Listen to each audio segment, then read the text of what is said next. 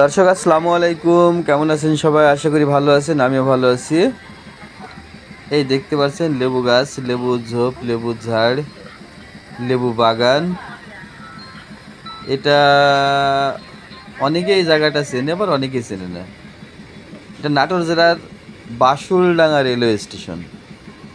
আমি আজকে চলে এসেছি বাসুলডাঙ্গা রেলওয়ে স্টেশনে, কারণ আমি একটু আপনাদেরকে দেখাবো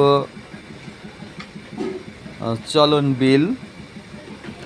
এই বাসুলডাঙ্গার পর থেকে শুরু হবে চলন বিল রেলওয়ে, এরপরেই শুরু হবে চলন বিল। আমি আপনাদেরকে চলন বিল দেখাবো, তবে কতটুকু ভালো মতো দেখাতে পারবো জানি না, কারণ বেলা একদমই কম আছে। দেখতে পাচ্ছেন প্রায় সন্ধ্যা হয়ে এসেছে, তবে গাড়িটা ছাড়লে আর বেশিক্ষণ টাইম লাগবে না চলন বিলে যেতে, যে বাংলাদেশের বিখ্যাত নাম করা চলন বিল, যে বিলের মাঝে বাংলাদেশের 4 ভাগের 1 ভাগ চলে আর কি, সেই চলন বিল সামনে। তো এই বাসুলডাঙ্গা থেকে ট্রেনটি ছেড়ে দিয়েছে, এই দেখতে পাচ্ছেন। আস্তে আস্তে আমি চলন বিলের দিকে এগোচ্ছি। সুন্দর পরিবেশ, বিকেলবেলা একদম সবুজে সবুজ, সবুজ আর সবুজ, পুরা সন্ধ্যার একটু আগ মুহূর্ত।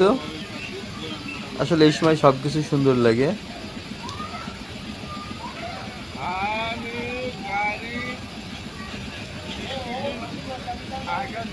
তো বন্ধুরা দেখতে পাচ্ছেন আমি আস্তে আস্তে এগিয়ে যাচ্ছি চলন বিলের দিকে।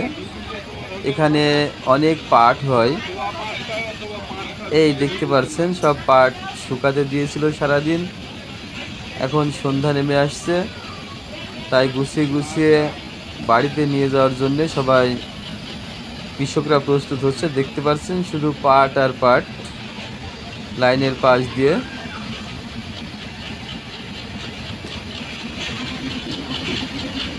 এই দেখুন শুধু পাট আর পাট।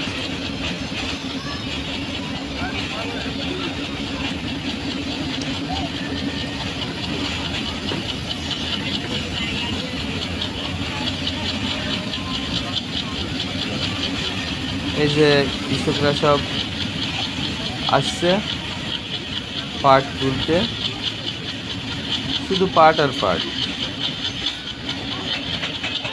বাংলাদেশের সোনালী আঁশ পাট।